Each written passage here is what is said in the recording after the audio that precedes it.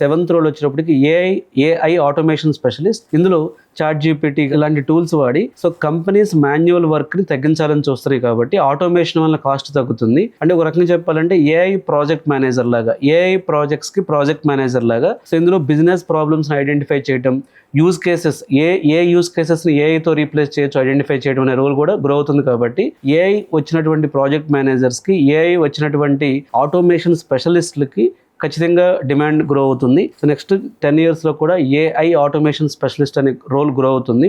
అలాగే ఇంకొక 8th role చెప్పాల్సి వస్తే ప్రొడక్ట్ ఆపరేషన్స్ మేనేజర్.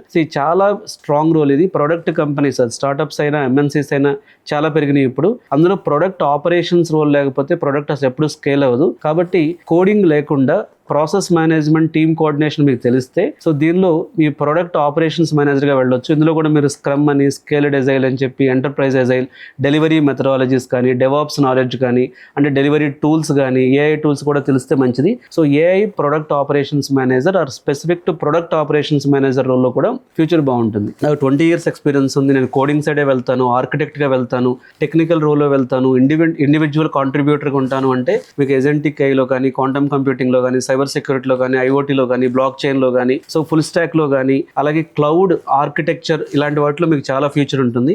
కానీ చాలా మంది నీడ్ ఏముంటుందంటే 15 ఏళ్ళు 20 ఏళ్ల పాటు ఐటీలో ఎక్స్పీరియన్స్ ఉంది, కానీ నేను ఎప్పుడు కోడింగ్ చేయలేదు, ఎప్పుడు టెక్నికల్ సైడ్ వర్క్ చేయలేదు, ఎక్కువ టెస్టింగ్ సైడ్ కానీ, సపోర్ట్ సైడ్ కానీ, లేకపోతే ప్రాసెస్ సైడ్ కానీ వర్క్ చేశాము.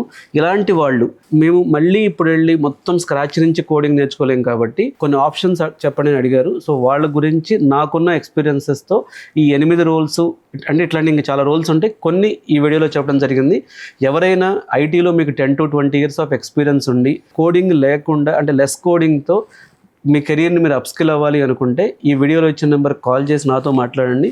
అలాగే ఈ వీడియోలో మీరు కామెంట్ రూపంలో కూడా మీ క్వరీస్ అడిగితే రిప్లై ఇవ్వడం జరుగుతుంది. Thank you.